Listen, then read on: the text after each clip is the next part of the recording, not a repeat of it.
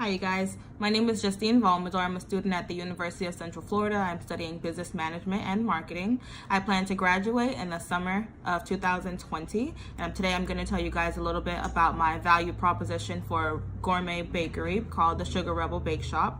First of all, I want to give you a little background as to why I think this is a good idea.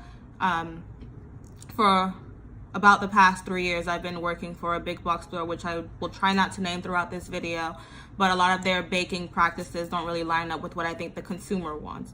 Number one, when we're taking orders for cakes and things like that, I have many consumers who are like, hey, is the cake going to be baked the day that I want the cake? And of course, I'm supposed to say yes, even though that's technically lying to the consumer. The cake is decorated the day that they want it, of course, but it is actually baked at a factory.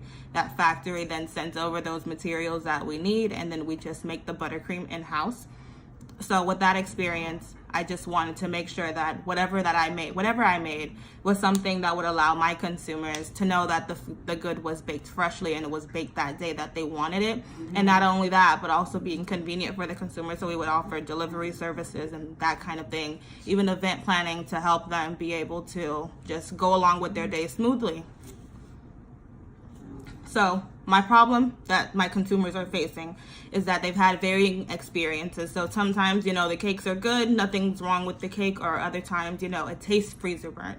And that's a very common problem that my consumers have, because the cakes that they're getting, they're from the freezer. And it's not like the store is trying to bamboozle them or anything like that. It's just that with the volume of orders that they have, it's much easier to be like, hey, we're just gonna bake them at a factory, take them out when we need them, and then the consumer is gonna get them freshly decorated that day. So that's basically their business model. Obviously, they have those economies of scale to make sure that their product is cheaper than the average consumer would make for their product, and then they would be able to just sell it at a lower price. So if you would take the raw materials yourself and buy it, more likely than not, you would spend more money doing it, and it won't come out the same way because they're hiring professionals who are able to make it look the way that you want it to look.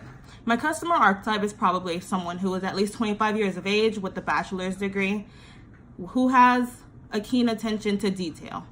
So one of the main things about people who shop at big box stores, they might find something on Pinterest and they'll be like, yeah, I want to go into the store and get that item. But maybe that store doesn't have the same skill set that the person who made it on Pinterest has. So, we would try to down talk them, be like, hey, we can't do that exact design because it's copyrighted, so let's try to do something else.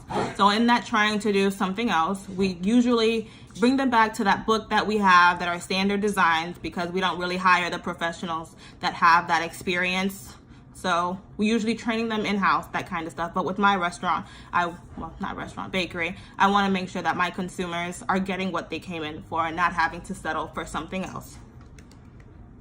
So my solution would just be to open up a bakery that uses high quality ingredients to make sure that my customers are getting things fresh, on time, the way they want it, and they're not. So my solution to this problem that I'm seeing is to open up a bakery that uses not only high quality ingredients, but make sure that my customers are getting the product that they're asking for, and not having to go in the store, kind of be negotiated down and, just not get what they came in the store to do. So the Sugar Rebel BakeShop is aiming to be convenient, but not at a low cost, just because with those higher quality ingredients will obviously come higher prices. And with my target market making $65,000 a year, more likely than not, they're going to pay attention to detail and make sure that where their money is going is exactly where they want it to be. They don't want to be misguided.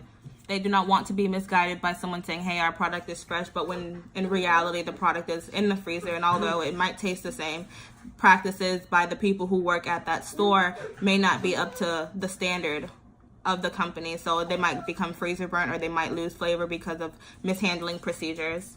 My customers' current alternatives will definitely just be like big box store, Kroger, Walmart, Publix, Sam's Club, BJ's, Costco, that kind of thing, that have desserts ready and available for them. They don't have to customize anything. If they want to customize something, then obviously it's usually like a 24-hour turnaround for that kind of thing. But that's mainly the current alternatives. It's easy for someone to just be like, oh, I have a party in 2 hours. Let me go to Publix or let me go to Walmart. So just in conclusion, guys, my value proposition is such that I just want to make sure that my customers are very happy with the product that they're receiving and that it's in a timely manner. If they need it to be delivered, there's no problem for us to just come out and deliver it for them. We also do event planning, that kind of thing. And my on my website, you guys can see some of the work that I've done, so you guys can get an idea of what I plan on doing, some flavors that might come out, that kind of thing. I want to thank you guys for your time, and I hope that I can see you guys soon. Thank you. Bye.